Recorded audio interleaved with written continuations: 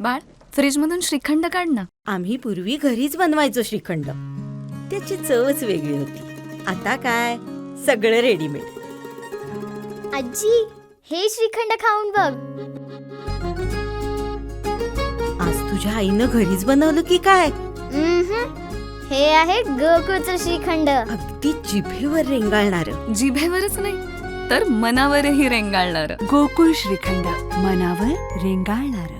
सिंधुदुर्गातील ग्रामपंचायत कर्मचाऱ्यांचा स्नेह मेळावा आद्य पत्रकार बाळशास्त्री जांभेकर पत्रकार भवनात पार पडला. पालकमंत्री नितेश राणे यांच्या उपस्थितीत याचं उद्घाटन झालं.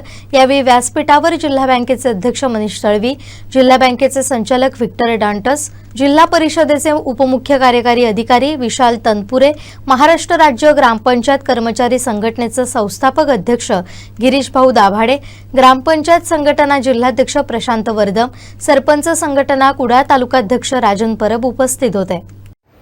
सिंधुदुर्ग जिल्हास्तरीय मेळाव्याच्या निमित्ताने सर्वच आमच्या ग्रामपंचायत कर्मचाऱ्यांच्या प्रतिनिधींना, कुटुंबियांना मी माझ्या शुभेच्छा देण्यासाठी आणि आपल्याशी संवाद साधण्यासाठी आवर्जून इथे उपस्थित आहे.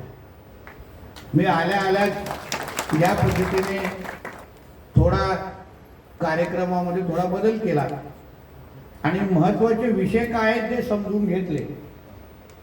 त्याचं कारण असं आहे की पालकमंत्री म्हणून, मंत्री म्हणून किंबहुना सरकारचा प्रतिनिधी म्हणून मी इथे जेव्हा येतो तेव्हा आपल्या सगळ्यांना आमच्याकडून भाषण कमी आणि काम जास्तची अपेक्षा असते आणि म्हणून इथे नेमकं तुमच्या अपेक्षा काय आहेत, राज्य सरकार म्हणून कुठल्या निर्णयाची तुम्हाला आमच्याकडून अपेक्षा आहे हे मला समजून घेणं माझ्यासाठी फार गरजेचं आणि क्रमप्राप्त आहे.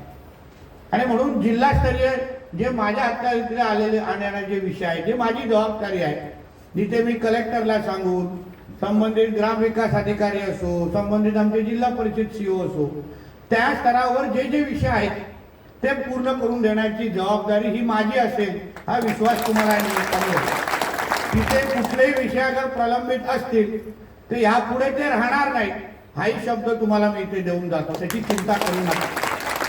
कारण का हे प्रशासनाचा प्रमुख म्हणून मला माझं जे प्रशासन आहे ते गतिमान आहे. आम्ही प्रशासन चालवत नाही, पळवणाऱ्यापैकी आम्ही लोक आहोत आणि म्हणून त्याची तुम्ही चिंता करू नका. जो तुमचा हक्क आहे, जो आतापर्यंत अगर मिळाला नसेल तो वेळेत यापुढे मिळेल एवढा विश्वास तुम्हाला मी ह्या निमित्ताने देते. आता दुसरा विषय झाला धोरणात्मक विषयांचा. तो राज्य सरकारचे जे काही धोरणात्मक विषयाची तुम्हाला अपेक्षा आहे, मी मंत्रिमंडळाचा सदस्य म्हणून मी ह्यामुळे ह्या काही यादी तुमच्याकडून घेणार असल्यामुळे ते मला मुख्यमंत्री साहेबांची, दोन्ही उपमुख्यमंत्र्यांची आणि त्याचबरोबर ग्रामविकास मंत्र्यांची चर्चा करून जे धोरणात्मक विषय आहेत त्यांना आपण राज्य सरकारच्या चौकटीत आपण कसे बसू शकतो यासाठी मला काही विषय तुमच्याकडून समजून घ्यायचे होते. ते तुमचं पत्र माझ्याकडे येईलच.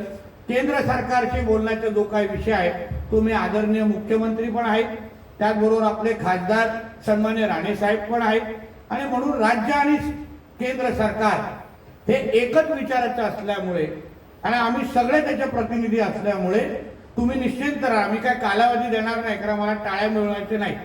फक्त मी लवकरात लवकर जसा धोरण ठरवण्याचा एक प्रक्रिया असते, एक मार्ग असतो, पण ते लवकरात लवकर आपण ती प्रक्रिया सुरू करू हाही विश्वास तुम्हाला मी आजच्या निमित्ताने देतो. आणि लवकर ह्या सगळे जे आपल्या बाबी आहेत ज्यासाठी तुमच्या जोरावर आम्ही ग्रामपंचायत किंवा आमच्या ग्रामीण भागाचा कारभार करतो, तुम्ही आहात म्हणून आम्ही गावागावापर्यंत किंबहुना गावातल्या शेवटच्या व्यक्तीपर्यंत विकास पोचवायचा असेल तर त्याचे आधारस्तंभ तुम्ही सगळेजण आहात याची जाणीव मला निश्चित पडत नाही. मी गेली 10 वर्ष या इथे लोकप्रतिनिधी म्हणून काम करतोय आणि आता मंत्री म्हणून माझी जबाबदारी आहे आणि म्हणून विरोधी पक्षाचा आमदार असल्यामुळे मी सातत्याने मला काय तुमचे प्रश्न आहेत हे मला तोंडपाठ आहेत किंवा मला माहिती आहे आणि नेमकं आता मी सत्तेमध्ये आलेलो आहे म्हणून तुम्ही निश्चिंत राहा. हे सगळ्या प्रश्नाला वेळेत आपण निर्णयापर्यंत आणू आणि तुम्हाला प्रत्येकाला न्याय देऊ, जेणेकरून तुमच्या जोरावर किंवा तुम्हाला बरोबर घेऊन मला जो सिंधुदुर्ग जिल्ह्याचा विकास करायचा आहे, आम्हाला जो सिंधुदुर्ग जिल्ह्याचं दरडोई उत्पन्न हे 4.5 लाखापर्यंत पोहोचवायचं आहे, त्यासाठी मला तुमच्या सगळ्यांची मदत लागेल आणि म्हणून तुमची मदत घेत असताना तुम्हाला जी जी मदत तुमच्यापर्यंत पोहोचवायचे, तुमच्यासाठी जो निर्णय करायचे ते सिंधुदुर्ग प्रशासन म्हणून आणि जिल्ह्याचा पालकमंत्री म्हणून मी निश्चित पद्धतीने घेईन. हा विश्वास तुम्हाला आजच्या निमित्ताने देतो. आमचे दिवसभरातले सर्व अपडेट्स, ताज्या घडामोडी आणि थेट लाईव्ह पाहण्यासाठी सबस्क्राईब करा, लाईक करा कोकणचं नंबर 1 महा चॅनल कोकण 7 लाईव्हचं YouTube चॅनल.